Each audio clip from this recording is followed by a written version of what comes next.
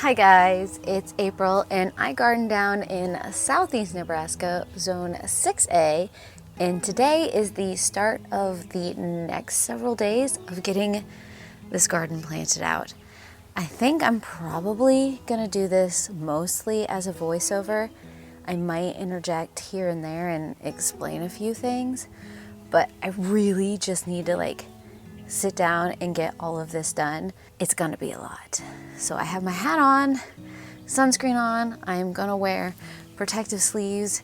I'm not gonna look the coolest, but gosh dang it, it's gonna be fun.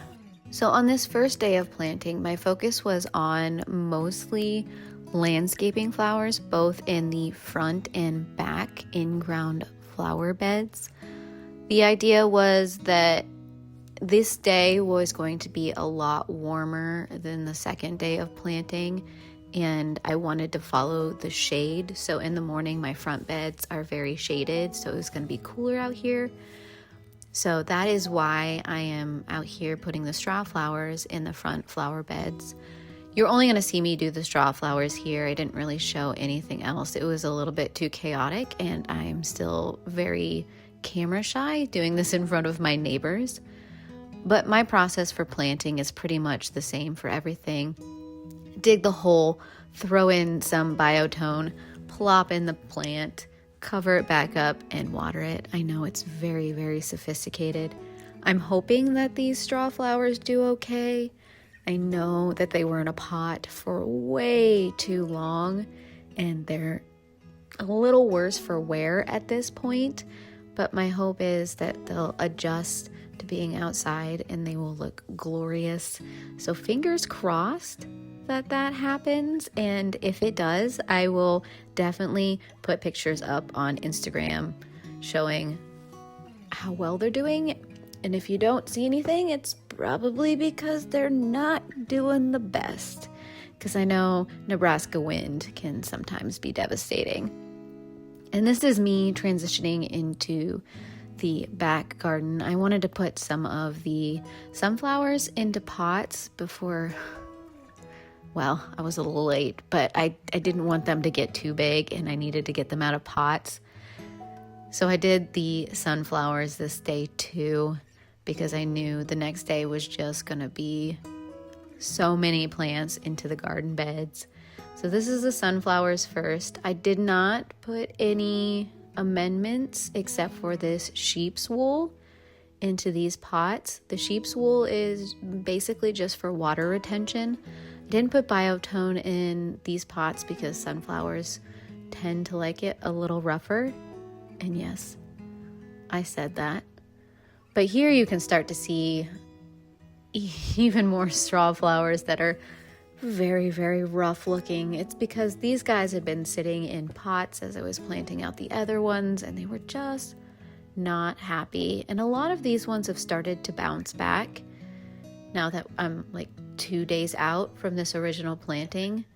They still look rough, and I'm hoping that at some point they start to bush out, because right now they're just little sticks that just flap in the wind, and it's kind of sad to watch. But this back bed, I am going to be doing a lot of succession growing of flowers. So this is just the first round.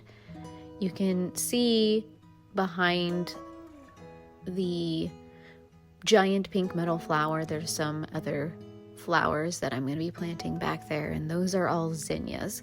So that is the first round of zinnias that I am planning on putting out. There was probably, how many? 12 or so zinnias that I planted out back there this day, and then I think I have just as many already seeded and waiting to sprout, though I did see some sprouts in those pots the other day, so I'm excited about those. But those will go in front of these ones because I didn't want these zinnias to shade out the second crop of zinnias. I want this to be so overgrown with flowers that all you see is just a wall of flowers next to this water fountain. This water fountain I absolutely love.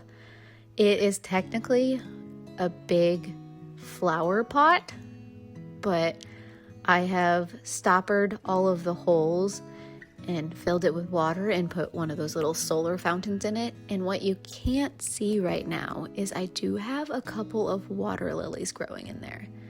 I love to put water lilies in this fountain, so we'll see how those ones do. But yeah, I'm just out here planting all the flowers, dreaming of what all of these could be.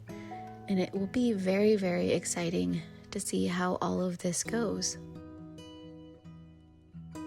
I don't know if I mentioned this, but this first day I did end up doing about 6 hours of planting. I started around 7:30, 8 o'clock. I don't quite remember. And then 2:30, 3, I was finally done. I had it at that point. It was just too hot and not enough things were in the shade for me to continue. I did also, you don't see this on camera, I did also plant out some strawberries this day. I always like buying 1 or 2 more strawberry plants each year and kind of making my strawberry bed just that much bigger. I always have to fight the dogs for the strawberries though.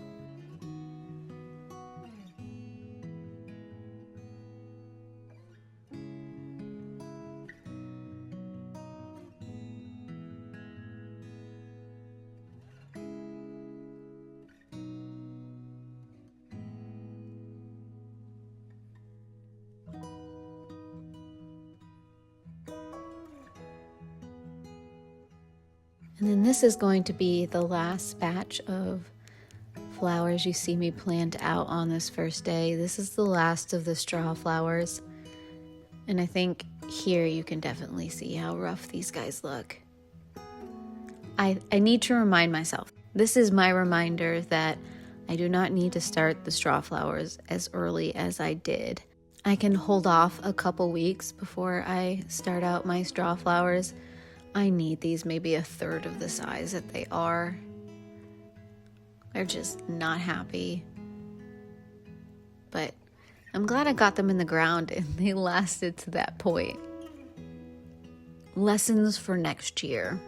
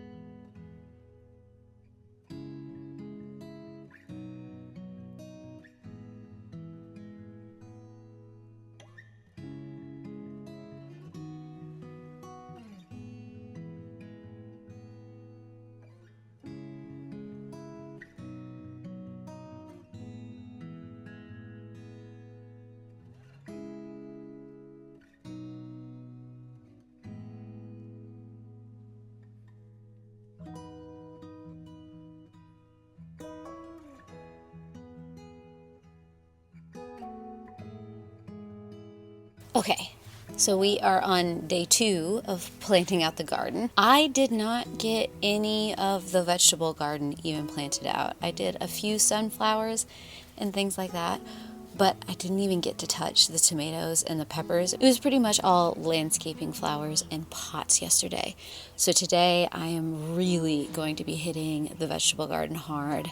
We've got so many tomatoes. We've got so many peppers. I'm a little sore after 6 hours of planting yesterday, but I'm kind of excited. So I'm guessing I'm going to be out here from anywhere between 6 and 8 hours. I'm gonna get it all done today. I'm bound and determined, so tomorrow I can just like crash for a while. Now, once again, I'm probably not gonna do a lot of talking while I'm planting because I really want to get all of this done. I did do a pretty in-depth planting of both my peppers and tomatoes last year, so I'll link to that video if you're interested. Otherwise, it might be a little bit of voiceover and I'll pull out the camera here and there. But honestly, this first hour or so is going to be me sorting plants, so it's not really that exciting. So I'll bring you back when some exciting stuff is happening. So welcome to day 2 of planting out the garden.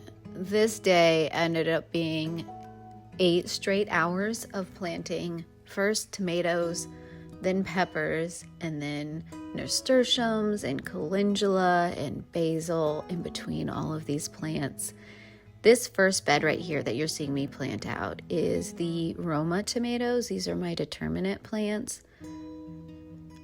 I dug those holes so deep because all of my tomato plants were super, super tall. It was actually kind of ridiculous how tall my plants got this year. But I dug the hole maybe about a foot down and then put some biotone down there, took off some of the lower branches and leaves, and then just buried it as much as I could to give those plants some stability, because the Nebraska wind is just gonna be atrocious to these guys, which is why I generally like to plant when plants are smaller and they can really acclimate themselves to that wind. But I didn't have a choice at this point. It was either plant these guys or have nothing to plant. They don't look too bad, and as I'm sitting here staring at them the next day, they do look a little sad, but not as sad as I was fearing that they would look. So that is something, and I am hoping that these guys just bounce back, because I did plant them so deep to give them that chance to actually do this. I have about 8 Roma plants in this bed, and they range from the blackout to the midnight to, I believe there's like a saucy lady and a Bellatrix in there somewhere too. I'm sure I forgot a variety here or there. I did end up going back and writing down where each plant is after I was done with all of this, so when they get too big and I can't see the plant tags, I can tell you exactly where each of these plants are.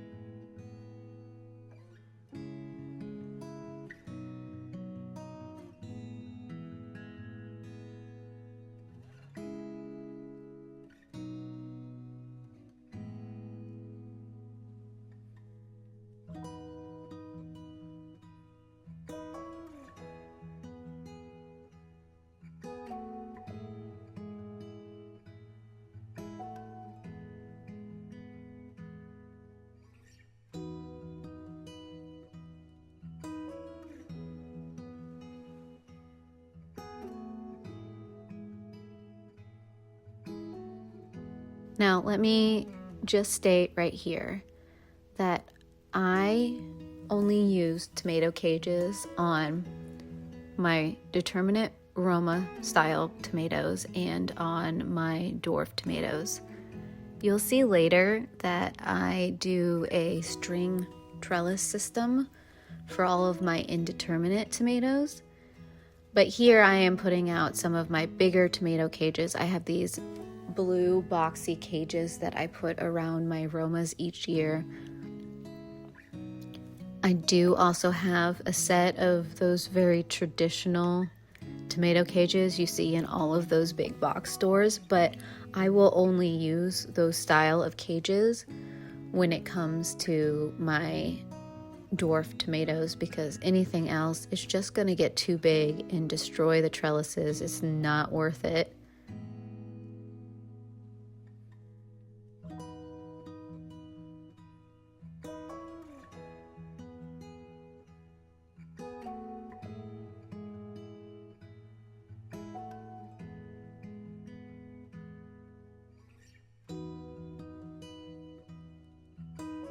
So right here, this is some of my dwarf tomato plants. I love putting dwarfs in pots. These are two of my variegated varieties. I believe one is a Gandalf and one is a Pico's Pride. Both of these varieties I absolutely love. But you will see that I put a handful of sheep's wool pellets and then some biotone in each of these pots.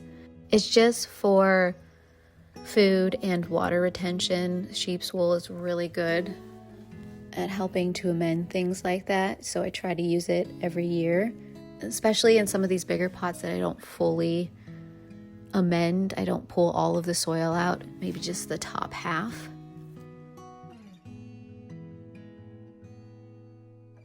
Here we have a combination bed. I've got a couple of eggplants and then a couple of extra dwarf tomatoes. I had a couple of the Roma cages left. I have about 8 of those, and so the last 2 I'm going to use on these dwarf plants. And then next to it, I'm going to have these eggplants. You know, sometimes I don't really go in with a plan when I'm planting out, especially when it comes to the tomatoes and peppers, because a lot of times I don't know how many plants I'm going to have until I'm planting out. And luckily, my garden is big enough that it allows me to do things like this. Just plant as I go. I do usually have a general idea which area of the garden I want to put things in, but I usually don't plan it down to the square foot. So after I get all of these tomatoes and peppers and eggplants and all of that planted out, then I'll see where I still have space in the garden, and I will throw in some of the squashes and the beans later this year. Now this is where I'm talking about the indeterminate tomato plants. Each of these beds has a hook that you usually put hanging baskets on, and they've got 4 different hooks on it. And so I will just string up this line of twine to the top hook, and then I'll bring it down, and I have a couple of, it's a combination of landscape staples, or those irrigation staples, and a kebab skewer that you put on the grill, because it's got a little hook on the end that you can create a little crisscross system with the landscape staple. And then I just do these really weird and probably not sophisticated knots to tie all of that together. And the reason I like to use the skewers is because those are usually about 1 foot long, where the landscape staples are usually about 6 inches. So it'll give you even more stability into the ground, which is why I like to use those. They are metal skewers, and so I've been using them for about 6 years now. And this system has just worked really well for me for my indeterminate plants. I get 4 tomatoes in each of these systems, and it takes up about, I don't know, like 2 square feet of the garden bed to do this. And then I can just interplant things around if I've got extra space. So you can see the Iago bunching onions in front of these tomatoes. I do use little clips that attach to the twine and then go around the tomato plants to keep this trellising system working. But I do have to be very much on top of pruning for the tomatoes to do well in this kind of system, because I do plant them relatively close together and they need that airflow. Otherwise, you're going to start to have disease, or one plant is going to completely overshadow another plant. Especially if you have cherry tomatoes mixed into the group. I usually like to keep my cherry tomatoes separate because they are so super aggressive.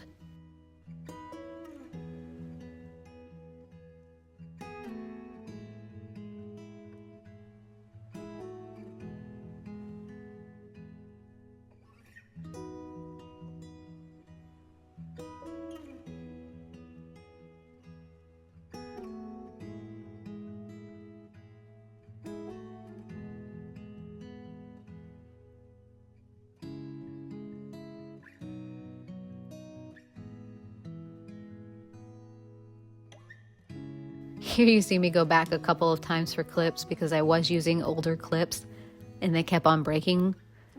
That's one of the things about some of these. You leave them too long out in the elements for a season and they become a little bit brittle. I did get a relatively big bag that I've been using for the last couple of years, and I try to reuse as much as I possibly can, but sometimes you just can't because they decide that they're done. This is another reason I really enjoy having these cement beds, is I can just stand on them and not worry that I'm going to break something. I mean, besides myself, but I'm not going to break the bed. Here's something new I'm trying this year. I had all of these extra pots and I have these curly-cued trellises.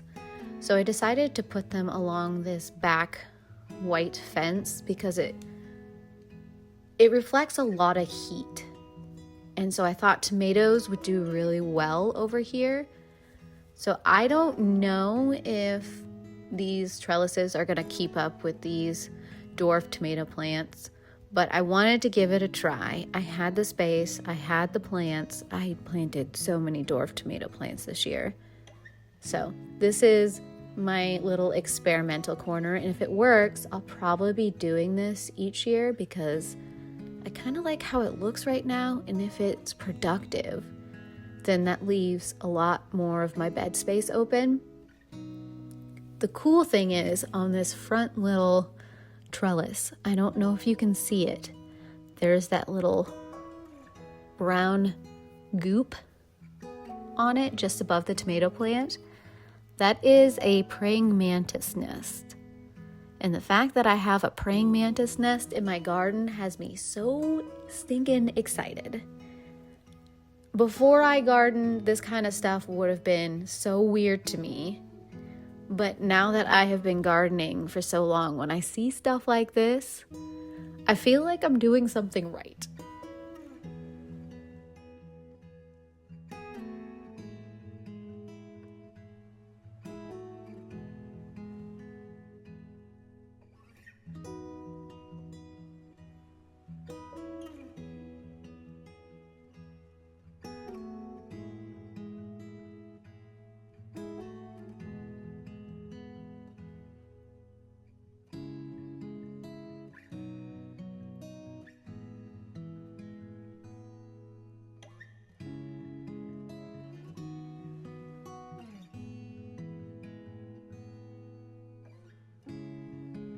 Okay, here is when we start planting out the pepper plants. This is the sweet pepper bed.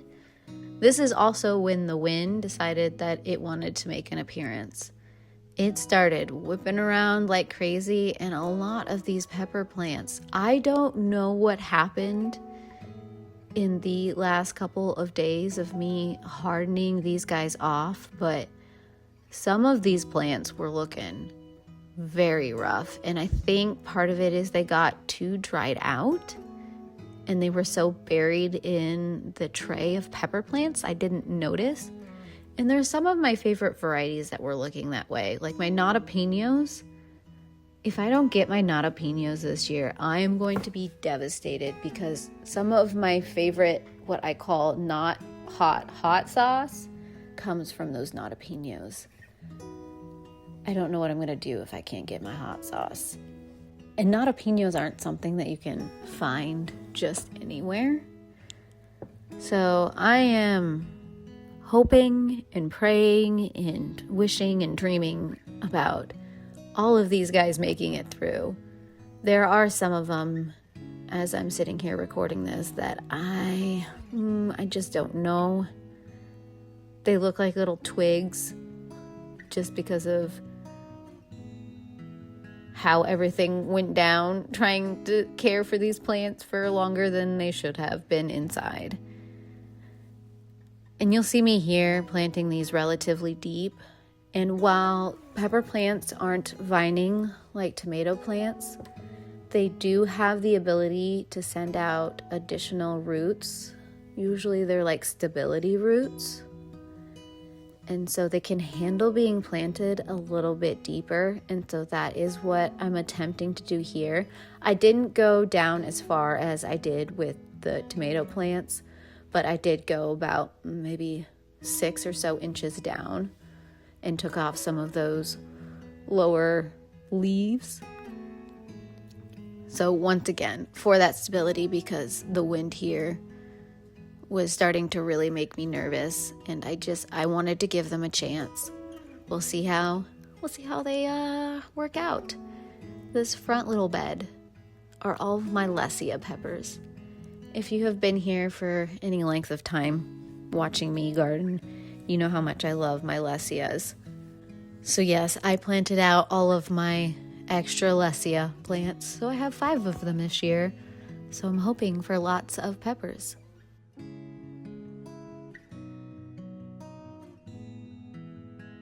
Just sitting back and watching this recording, especially, I believe this is at like 4 times speed, just watching those poor plants get whipped around by that wind. It started out so well in the morning when I planted out this day, but this was probably about 1 or 2 in the afternoon. They look like they're on a roller coaster.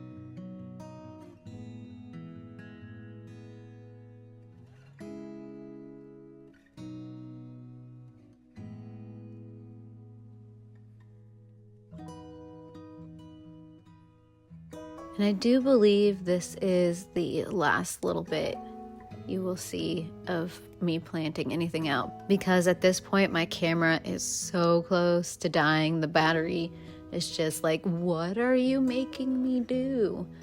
So you'll see this last little bit of me putting these peppers into pots, but just know that there were several hours after this where I was planting out all of those nasturtiums and calendula and basils in between everything else that was in the bed. And of course, the garden still isn't completely planted because I do have the squash and the melons that still need to go out. But you will get a garden tour probably later this week, just so you can see everything that got done in these 2 days of planting. So I realized I never did an outro for everything that has happened in the last couple days. And part of that was because I was out there for 8 hours straight, just planting out the garden and getting everything in. I would show you all of it, but I'm not going to. I'm going to save that for my first garden tour. Technically, it'll be my second because I did do a spring garden tour. So my first summer garden tour, I want to let some of those plants bounce back before I give you an official tour of everything because some of them were looking a little rough because they'd been in pots for way too long. And then, of course, the wind. The wind has always decided the worst possible moment to come and start adding its 2 cents into everything. And some of the plants are a little sad looking right now, and I want to give them a couple days to bounce back. But if you want to see that garden tour, I highly recommend that you subscribe down below, hit the bell, do all the things to get all of the notifications. And I do have an Instagram and Threads account as well. If you want to follow those, I do tend to keep a little bit more up to date on my harvest and some of the cool things I find randomly in my garden over there. But I would love to know where your gardens are at right now. I am just thrilled to have everything planted out at this point. I don't have to baby anything quite as much. I just have to hope that the weather cooperates. So fingers crossed. And I do hope I will see you guys again in another video, and I heart your beautiful faces. Bye.